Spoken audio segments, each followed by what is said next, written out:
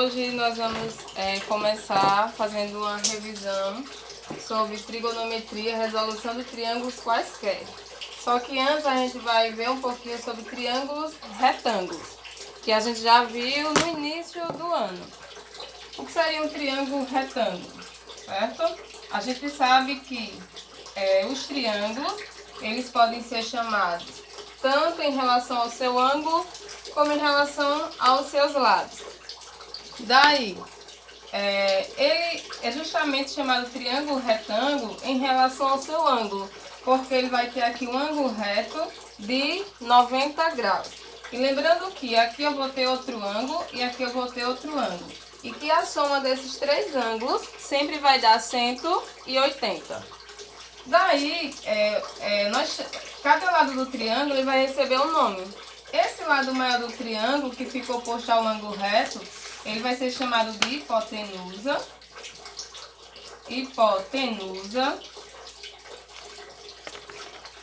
Esse outro lado vai ser um cateto e esse outro lado vai ser outro cateto. Só que vai ter o cateto oposto e o cateto adjacente. Aí eu vou definir esse ângulo daqui para a gente ter uma representação melhor. Eu vou chamar esse ângulo de A. Então, em relação a esse ângulo que eu chamei de A, esse daqui vai ser o meu cateto oposto. E esse lado aqui vai ser o meu cateto adjacente.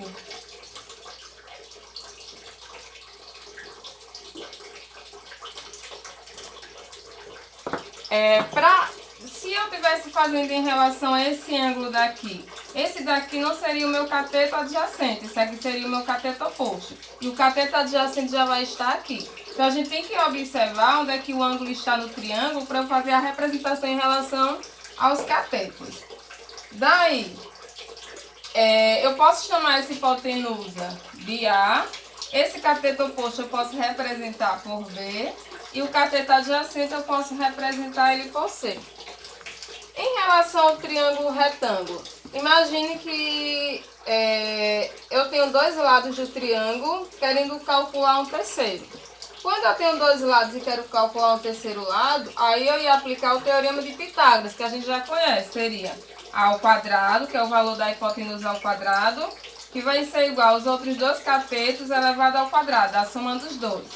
Porém, nessa parte aqui eu não quero trabalhar com o teorema de Pitágoras. Eu quero trabalhar com razões trigonométricas. O que seriam essas razões trigonométricas?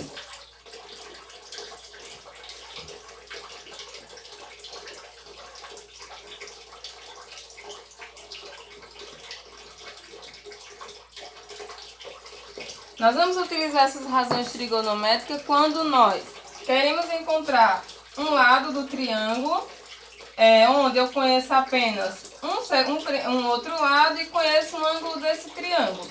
Por exemplo, imagine que eu conheça, por exemplo, o cateto oposto, quero calcular o cateto adjacente e conhecendo apenas esse ângulo daqui. Então, não consigo encontrar o cateto oposto utilizando o teorema de Pitágoras. Aí eu vou aplicar as razões trigonométricas. Quais são elas? Seno, cosseno e tangente. Quando é que eu vou aplicar a relação seno em relação a esse ângulo aqui, ó? O seno vai ser o meu cateto oposto, que é o valor de B, dividido pela hipotenusa, que vai ser o valor de A. O cosseno vai ser o cateto adjacente, que eu representei ele por C. Quer dizer, o cosseno do ângulo A vai ser o cateto adjacente, que eu chamei ele de C, dividido pela hipotenusa, que eu representei por A. E se eu quero utilizar a tangente? A tangente do ângulo A vai ser o cateto oposto, que eu chamei de B, dividido pelo cateto adjacente, que eu chamei de C. Daí, vamos relembrar também a nossa tabela dos valores notáveis. Essa tabela dos valores notáveis, por que é chamada de valores notáveis? Porque são os ângulos mais utilizados, 30, 45 e 60. Daí, quanto é que vale o seno de 30? 1/2. O seno de 45, raiz de 2 sobre 2. O seno de 60, raiz de 3 sobre 2. Cosseno de 30, raiz de 3 sobre 2. Cosseno de 45, raiz de 2 sobre 2. E cosseno de 60, 1/2. E a tangente? Tangente de 30, raiz de 3 sobre 3. Tangente de 45 vale 1. E a tangente de 60 vale raiz de 3. Tendo essas razões agora e os valores notáveis, vamos fazer o nosso primeiro exemplo. Determine o valor de x e y no triângulo abaixo.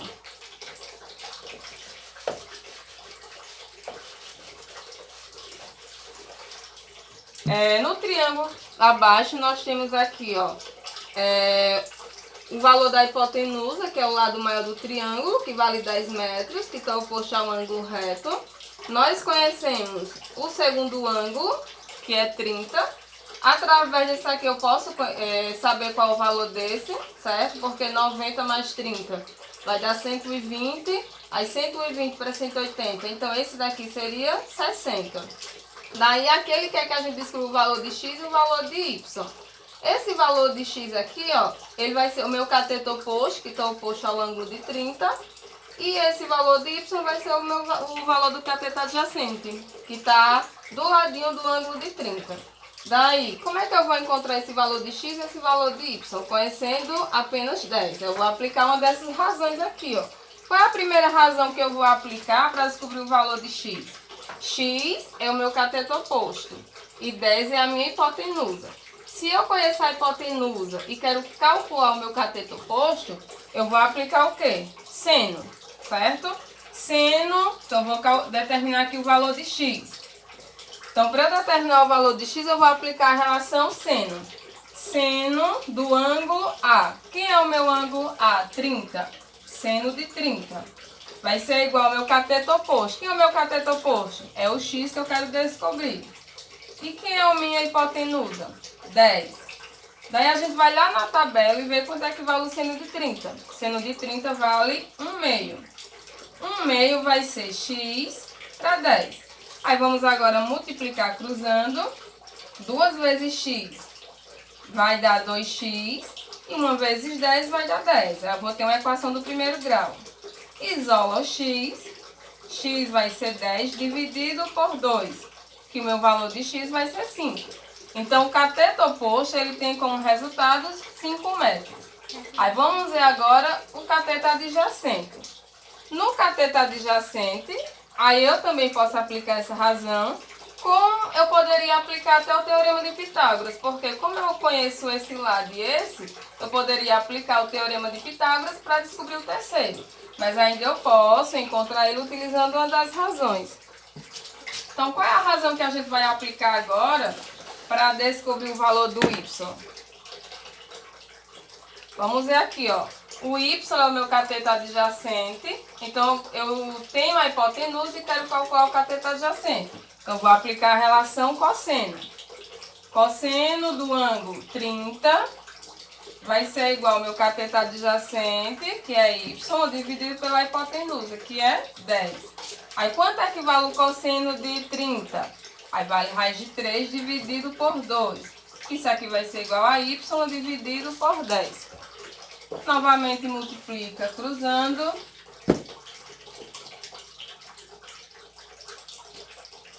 2 vezes y vai dar 2y.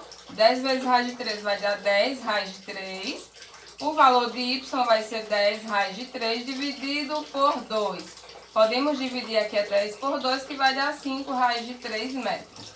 Então, o valor de x, que é o valor do cateto oposto, vale 5 metros. E o valor de y, que é o valor do cateto adjacente, vale 5 raiz de 3 metros.